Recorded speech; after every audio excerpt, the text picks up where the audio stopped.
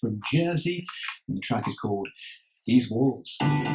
This is the very best of BBC Introducing on the Mark Forrest Show. Upload your music at bbc.co.uk/introducing. So we were talking windmills a moment or two ago, telling you about the 200-year-old Greens windmill in Nottingham, preparing to receive its new sails after a couple were removed due to rot.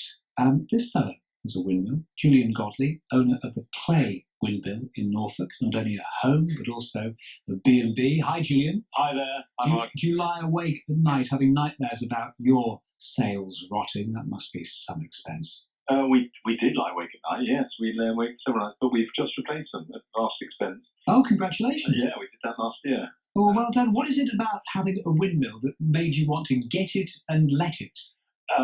My mum and dad had a windmill, the next one along the coast in Weybourne, and when they sold that, so it's sort of in my blood, I knew about windmills, and then when this famous windmill, which is called Cley Windmill, Beg your pardon. it's pronounced Cley, spelled Cley, Cley Windmill, when that came up on the market, I thought I'd have a go at it, and it's been an adventure. And it's famous, and I've seen it, I've walked past it, and famous people have owned it. Yes, indeed, yeah.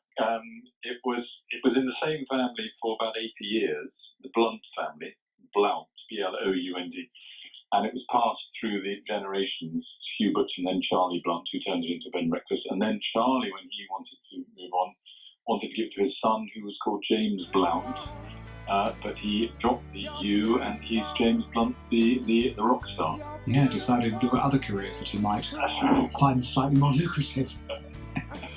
It is a very striking place to stay. What is it that brings people to stay in windmills?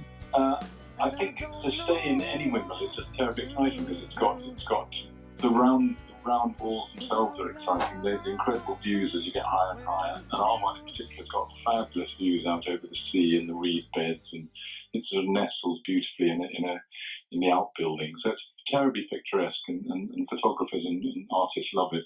And apart from the problems of potentially having to replace the sails, which clearly you're not going to have to do for many, many years now, thank goodness, what other challenges does being in windmill present?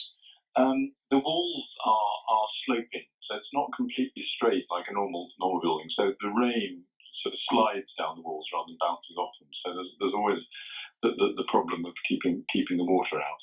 But the top room we converted into a bedroom, and we have to warn guests that they're not allowed up there if they're drunk. They have to sign a waiver, so they don't come back and say they didn't know it had steep stairs. I like that.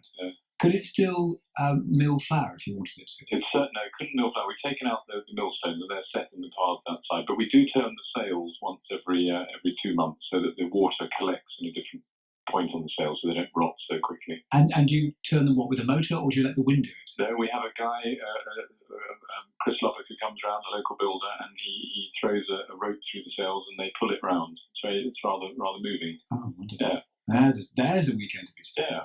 Yeah. Julian, lovely to talk to you. Thanks very much for sort of taking us on that guided tour of Cley Windmill. It's a B&B in Norfolk, and it's owned and run by Julian Godlee. Windmills are amazing, aren't they? Quite fascinating.